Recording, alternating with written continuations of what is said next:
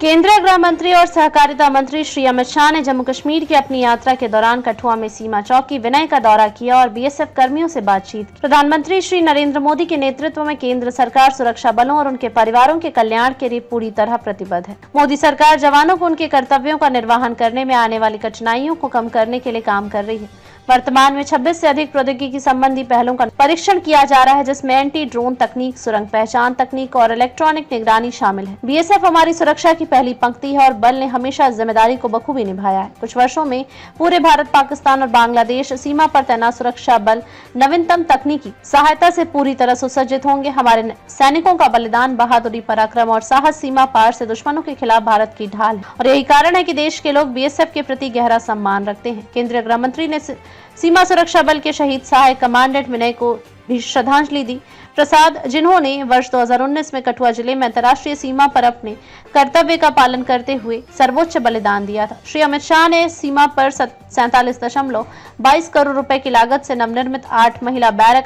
High mast light, G+1 tower और composite BOP का भी उद्घाटन किया। केंद्रीय गृह मंत्री और सहकारिता मंत्री श्री अमित शाह ने आज जम्मू कश्मीर दौरे के दौरान कठुआ में सीमा चौकी विनय का दौरा किया और वहां तैनात सीमा सुरक्षा बल बीएसएफ के जवानों से बातचीत की। इस अवसर पर जम्मू कश्मीर के उपराज्यपाल श्री मनोज सिन्हा, केंद्रीय मंत्री डॉक्टर जितेंद्र सिंह, केंद्रीय गृह सचिव श्री गोविंद मोहन, खुफिया ब्यूरो के निदेशक और सीमा सुरक्षा बल के महानिदेशक सहित कई अन्य गणमान्य व्यक्ति मौजूद। अपने दौरे के दौरान केंद्रीय गृह मंत्री एवं सहकारिता मंत्री श्री अमित शाह ने सीमा सुरक्षा बल के शहीद सहायक कमांडेंट विनय प्रसाद को श्रद्धांजलि अर्पित की, जिन्होंने 2019 में कठुआ जिले के अंतर्राष्ट्रीय सीमा पर ड्यूटी के दौरान अपना सर्वोच्च बलिदान दिया था। इससे पहले 2021 में केंद्रीय गृह मंत्री श्री अमित शाह ने जम्मू सीमा पर मकवाल सीमा चौकी का भी दौरा किया था। केंद्रीय गृह मंत्री ने सीमा पर नवनिर्मित सुविधाओं का उद्घाटन किया, जिसमें 8 महिला बैरक, हाई मास्ट लाइट, एक G+1 टावर और एक समग्र बीओपी शामिल है, जिनका निर्माण 47.22 करोड़ की लागत से किया गया है। इन पहलों ने सीमा सुरक्षा बल के जवानों की ड्यूटी के दौरान सुरक्षा व्यवस्था को मजबूत किया है और उनके रहने की स्थिति में भी सुधार किया है। केंद्रीय गृह मंत्री और सहकारिता मंत्री ने जम्मू क्षेत्र में अंतर्राष्ट्रीय सीमा की निगरानी में बीएसएफ के जवानों और अधिकारियों के प्रयासों की सराहना की। जवानों से बातचीत के दौरान केंद्रीय गृह मंत्री और सहकारिता मंत्री श्री अमित शाह ने कहा कि यहां आने पर पता चलता है कि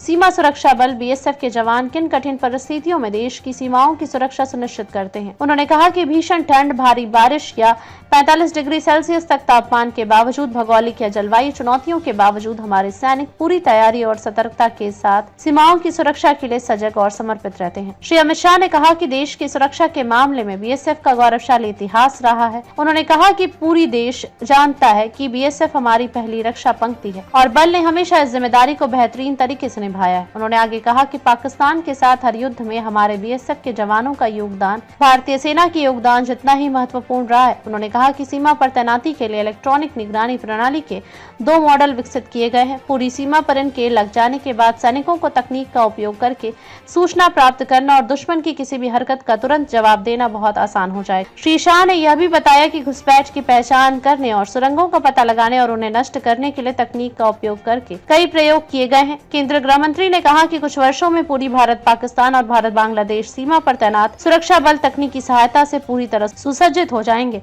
उन्होंने कहा कि हमारे सैनिकों का बलिदान, वीरता, पराक्रम और साहस सीमा पार के दुश्मनों के खिलाफ भारत की ढाल है और यही कारण है कि देश के लोग बीएसएफ के प्रति गहरा सम्मान रखते हैं। श्री अमित शाह ने कहा कि वर्तमान में प्रौद्योगिकी से संबंधित 26 से अधिक पहलों का परीक्षण किया जा रहा है, जिनमें एंटी ड्रोन तकनीक, सुरंग पहचान तकनीक और इलेक्ट्रॉनिक निगरानी शामिल है। श्री शाह ने विश्वास व्यक्त किया कि अगले मार्च तक इन परीक्षणों के कुछ परिणाम प्राप्त हो सकते हैं, जिससे सुरक्षा को और अधिक आसान बनाया जा सकेगा। केंद्रीय गृह एवं सहकारिता मंत्री ने कहा कि मोदी सरकार जवानों को उनके कर्तव्यों के निर्वहन में आने वाली कठिनाइयों को कम करने के लिए काम कर रही है और आगे भी करती रहेगी। उन्होंने इस बात पर जोर दिया कि प्रधानमंत्री श्री नरेंद्र मोदी के नेतृत्व में केंद्र सरकार सुरक्षा बलों और उनके परिवारों के कल्याण के लिए पूरी तरह प्रतिबद्ध है। भारत सरकार ने सुरक्षा बलों के लिए कई कल्याणकारी योजनाएं शुरू की हैं, जिनमें आयुष्मान, सीएपीएफ अनुग्रह राशि भुगतान, सीएपीएफ वेतन पैकेज योजना के तहत आकस्मिक मृत्यु बीमा कवरेज, एकीकृत पेंशन योजना, प्रधानमंत्री छात्रवृत्ति योजना, पीएमएसएच और